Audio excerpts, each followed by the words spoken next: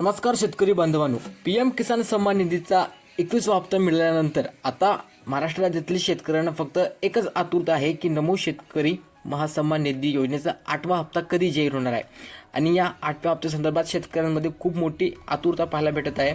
खूप सारे म्हणजे व्हिडिओज व्हायरल होत आहेत की या तारखेला मिळणार आहे, या तारखेला मिळणार आहे। मात्र अजून अशी काही ऑफिशियली कोणी सांगत नाही आहे की या तारखेला नमो शेतकरी महासन्मान निधी योजनेचा 8वा हप्ता जमा होणार आहे। या व्हिडिओमध्ये तुम्हाला तेच सांगण्यात येणार आहे की कोणत्या तारखेला नमो शेतकरी महासन्मान निधी योजनेचा 8वा हप्ता जमा होणार आहे।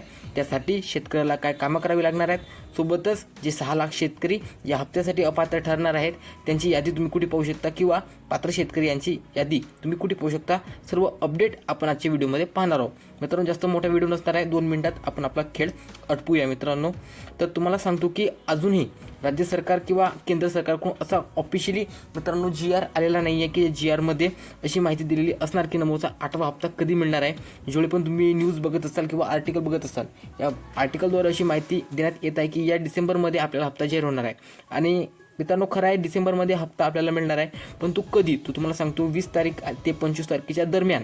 लक्षात ठेवा, 20 तारीख ते 25 तारखे दरम्यान ते कधी असू शकतो, 20 ला असू शकतो, 21 ला असू शकतो, 22 ला असू शकतो, 23 ला, 24 ला किंवा 25 ला। या तारखेच्या दरम्यान तुमच्या खात्यामध्ये नमोचा हप्ता जमा होणार आहे अशी माहिती समोर येत आहे मित्रांनो।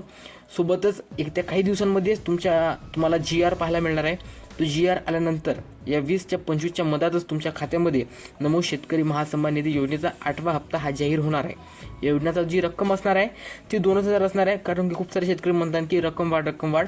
तर अजून काही रक्कम वाढ झालेली नाही आहे, ती जर झाली तर तुम्हाला अपडेट सर्वप्रथम मिळून जाणार आहे। जे 2000 रुपये मिळणार आहेत आणि तेही तुम्हाला जे DBT मार्फत आहेत, आधार कार्डमध्ये जे बँक अकाउंट लिंक असेल त्याद्वारे दिली जाणार आहे।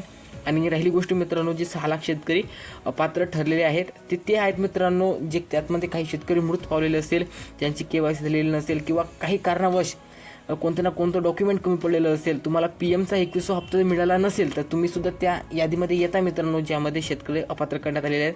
तुम्हाला 21वा हप्ता मिळाला असेल तर हमखास तुम्हाला हा 8वा हप्ता मिळणार आहे। तुम्हाला काही करण्याची गरज नाही आहे, कुठेही सेतूवाल्याला पैसे देण्याची गरज नाही आहे मित्रांनो। तर व्हिडिओ आवडला असेल तर नक्की लाईक करा, भेटूया नवीन व्हिडिओमध्ये।